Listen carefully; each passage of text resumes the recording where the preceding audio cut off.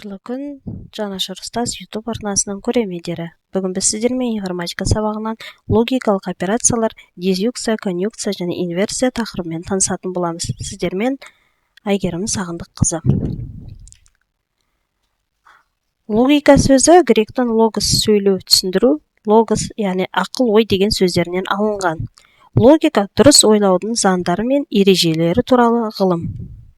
Аристотель біздің заманымызға дейінгі 384-322 жылдар аралығында алғаш рет логиканы жүйелі түрде зерттеп, түсіну, пікір, ой қорытындылау сияқты ойлау түрлеріне жіктеді.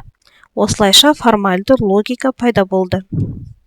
Формальды логика ой формаларын, яғни ұғымды пайымдауды, ой түйіндеуді, дәлелдеуді, логикалық құрылымдық жағынан, яғни ойдың нақты мазмұнына мән бермей, осы мазмұн бөліктерінің байланысының тек жалпы тәсілін жіктей отырып зерттейтін ғылым.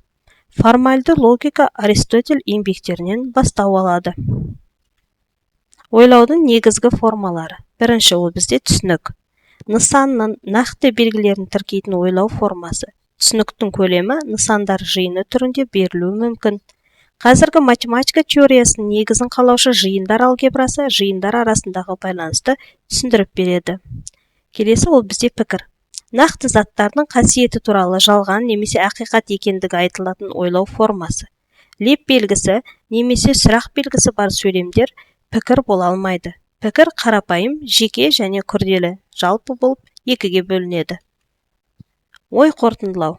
Бір немесе бірнеше пікірдің көмегімен жаңа пікір, яғни қорытынды шығару, жаңа пікірді туғызатын ойлау формасы. Ойлау, пайымдау әдістері туралы алғашқы ілімдер ежелгі шығыс елдерінде пайда болса да, оның негізіне грек ойшылы Аристотель құрған ілім алынды. Неміс ғалымы Готфрид Лейбниц 1646 және 1716 жылдар аралығында алғаш рет ойлау, пайымдау заңдарының ауызша төрелік етуін және пікірлер арасындағы байланысты математикалық қатынас тіліне аударуға тырысты.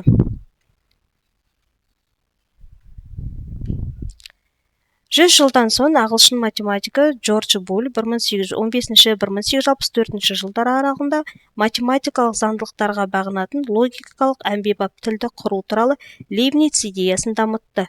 Ол өз алдына ерекше алгебраны барлық нысандарға, сандар, әріптерден бастап сөйлемдерге дейін қолдануға болатын белгілеу мен ережелердің жүйесін ойлап тапты.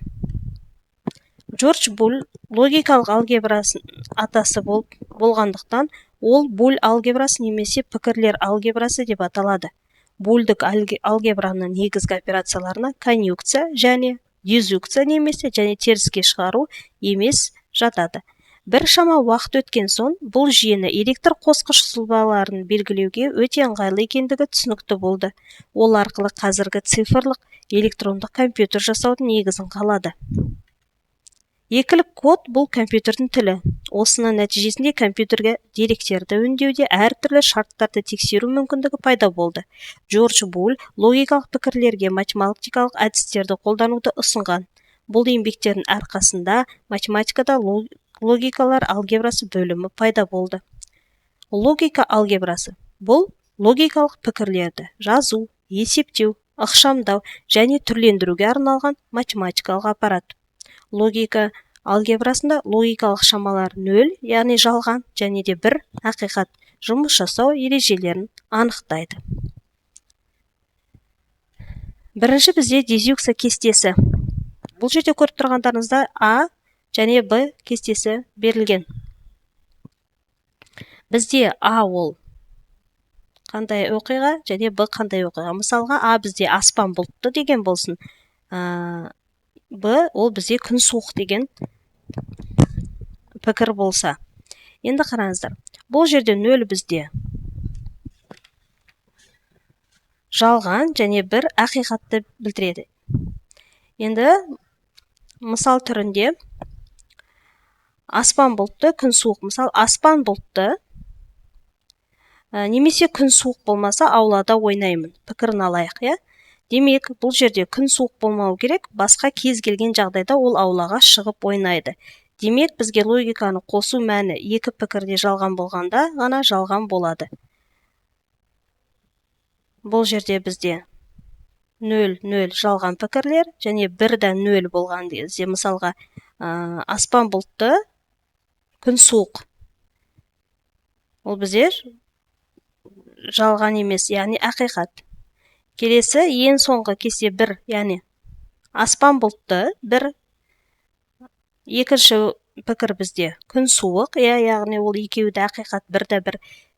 Демек бізде пікір шығады, ол аспан бұлтты және күн суық болса да бала ойнауға шығады. Яғни демек осы ақиқат пікір болып отыр.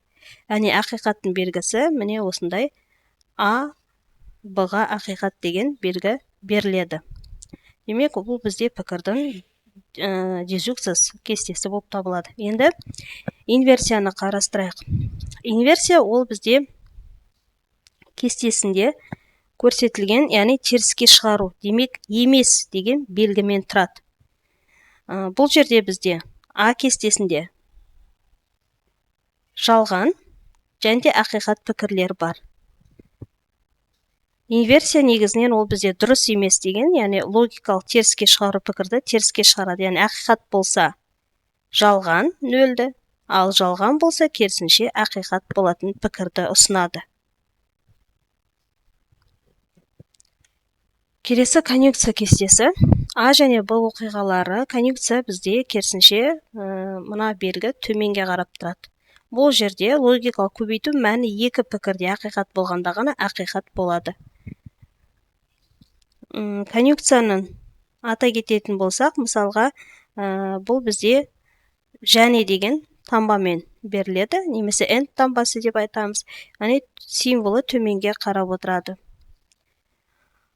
Бір мысал қарастырайық, яғни аспан бұлтты және күн суық деген бағанағы бірінші мысал, яғни пікірді қарастыратын болсақ. Бала аулада ойнау үшін аспан ашық және мысалы күн жылы болу керек. Басқа жағдайдың кез келгенде аспан ашық, бірақ күн суық болса, аспан бұлтты, бірақ күн жылы болса, және аспан да бұлтты, күн де суық болса, ол аулаға шығып ойнамайды. Демек бізде пікірлер аспан бұлтты және де күн суық деген пікірлерді қараймыз. Мысалға, бұл жерде де 0 ол бізде жалған, жалғанды білдіріп отыр, демек пікір жалған. Немесе А1, яғни бала ойнамайтын болса, қай пікірді қабылдаймыз? Қарап отырамыз, кестеге қарап отырыңыздар. Бұл жерде біз аспан бұлтты және күн суық деген кестені таңдауымыз керек. Ол үшін жалған болса, мысалға аспан бұлтты, күн суық, немесе аспан керісінше ашық, күн суық болса, ол 0, яғни жалған оқиғаны қабылдайды. Немесе аспан ашық, күн жылы дегенде екеуі де ақиқат пікір, демек ол бізде 1, яғни ақиқат пікірді қабылдайды.